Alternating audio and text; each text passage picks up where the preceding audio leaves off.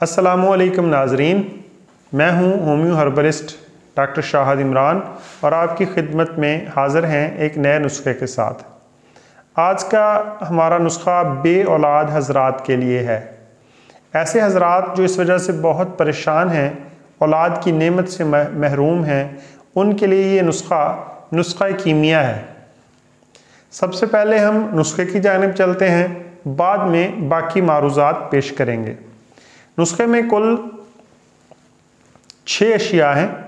सबसे पहले है सिंघाड़ा खुश्क, नोट फरमा लीजिए।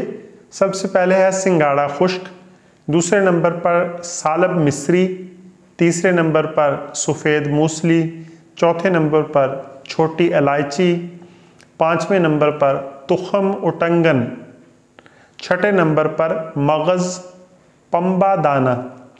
ये जो पंबा दाना है ये कपास के बीज यानी कि बनौले के मगज़ को पंबा दाना कहते हैं। इन 6 अशिया को आप हम वज़न लें, इनको बारीक पीस लें। बारीक पीसने के बाद जब ये पाउडर शक्ल में आ जाए तो मियाँ बीवी दोनों 5 ग्राम की मिकदार में सुबह शाम 1 गिलास दूध के साथ ये इस्तेमाल फरमाएं। अच्छा, अब इस नुस्खे की फ़वाइद जो हैं, ऐसे हज़रात जिनके स्पर्म कम होते हैं, मादा मुनव्विया मुनासिब हद तक गाढ़ा नहीं होता, क़ुव्वत बा में कमी महसूस करते हैं, एक्टिव स्पर्म्स की तादाद कम होती है, उनमें ये तमाम कमियों को दूर कर देता है।